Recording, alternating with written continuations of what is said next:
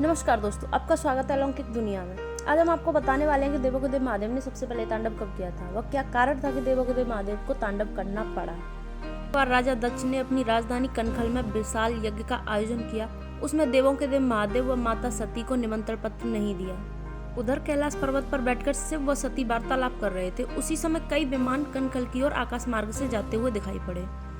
उन्होंने रोड़ी और चंद्रमा को भी विमान से जाते हुए देखा तो माता सती बोली कि प्रभु ये सब विमान कहाँ जा रहे हैं। तो भगवान शिव ने उत्तर दिया कि आपके पिता ने विशाल यज्ञ का आयोजन किया है। समस्त देवता व देवांगनाएं उन्हीं विमानों में बैठकर उसी यज्ञ में सम्मिलित होने के लिए जा रहे हैं। यह सुनकर माता सती का मन भी वहां जाने के लिए व्याकुल हो गया, यह जानते हुए भी कि उनके पति महाकाल और उन्हें निमंत्रण पत्र नहीं दिया है। लेकिन माता सती सोच रही थी कि मुझे मेरे ही पिता के यहाँ जाने के लिए किसी निमंत्रण पत्रिका की जरूरत नहीं है और फिर वहाँ पर मेरी बहनें भी आई होंगी। यही सोच वहाँ जाने की हट करने लगी। भगवान के बार बार मना करने के बाद भी माता सती नहीं मानी और हट करने लगी। तो महाकाल उन्हें यह कहकर अनुमति दे देते हैं कि बिना बुलाए तो अपने आराध्य के घर पर भी नहीं जाना चाहिए। मैं तो सिर्फ आपको वहाँ जाने के बाद होने वाले अपमान से बचाना चाहता था, लेकिन कोई बात नहीं, आपकी इतनी ही इच्छा है तो आप अपने पिता के घर जा सकती हो।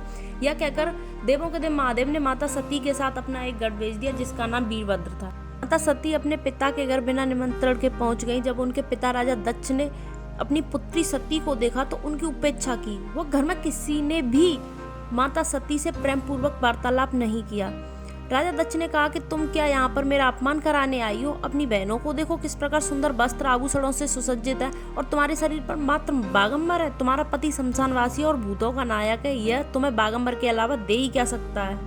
दक्ष के कथन से माता सती के हृदय में पश्चाताप का सागर उमड़ पड़ा। फिर भी पिता के कटु और अपमानजनक शब्द सुनकर भी माता सती मौन रही। लेकिन जब यज्ञ में सभी देवताओं के नाम की आहुतियां दी गईं, लेकिन देवों के देव महादेव के नाम की कोई आहुति नहीं दी। भगवान शिव का बाघ न देखकर माता सती क्रोधित होकर अपने पिता से बोली, यज्ञ में सबके बाघ दिखाई पड़ रहे हैं किंतु कैलाशपति का बाघ नहीं है। आपने उनका बाघ क्यों नहीं रखा है। राजा दक्ष ने गर्व से उत्तर दिया कि मैं तुम्हारे पति महाकाल को देवता नहीं समझता। वह तो भूतों का स्वामी है, नग्न रहने वाला है और हड्डियों की माला धारण करने वाला है।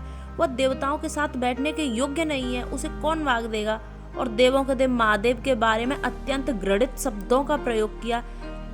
तब माता सती ने पीड़ा से तिलमिलाते हुए कहा कि धिक्कार है मुझे। कैलाशपति के लिए मैं इन शब्दों को कैसे सुन रही हूँ, जो कि मंगल के प्रतीक है, जो क्षणमात्र में संपूर्ण सृष्टि को नष्ट करने की शक्ति रखते हैं। वह मेरे स्वामी है, नारी के लिए उसका पति ही स्वर्ग है और मेरे पिता ने मेरे स्वामी का अपमान किया है। अगर मैं यह कहूँ कि मैं आपकी पुत्री नहीं हूँ तो भी यह शरीर यही दोहराता रहेगा कि मैं आप ही की पुत्री हूँ। यह शरीर आप ही की देन है और मैं यह शरीर त्याग रही हूँ, मैं इसे समाप्त कर रही हूँ। आज संसार इसका साक्षी है कि शिव की पत्नी, शिव की अर्धांगिनी अपने पति के सम्मान के लिए आत्मदाह कर रही है। माता सती अपने कथन को समाप्त करते हुए यज्ञ में कूद गईं। यज्ञ मंडप में हाहाकार मच गया। वीरभद्र क्रोध से कांप उठे। वो इधर उधर यज्ञ में तोड़फोड़ करने लगे। यज्ञ मंडप में भगदड़ मच गई। देवता ऋषि मुनि भाग खड़े हुए। वीरभद्र ने देखते ही देखते राजा दक्ष का शीश काट कर यज्ञ में फेंक दिया। उधर जब महाकाल को पता चला तो वह माता सती के जले हुए शरीर को लेने पहुंचे और माता सती को लेकर तांडव करने लगे। इसे देखकर तीनों लोकों के लोग थर थर कांपने लगे। महाकाल के विनाश तांडव को देखकर श्री हरि जी ने सोचा कि माता सती का शरीर कुछ क्षण और महाकाल के सामने रहा तो वह संपूर्ण सृष्टि को नष्ट कर देंगे। श्री हरि जी ने अपने सुदर्शन चक्र की सहायता से सती के शरीर के टुकड़े करने शुरू कर दिए। जिस जिस स्थान पर माता सती के अंग व आभूषण गिरे वह स्थान शक्तिपीठ बन गया।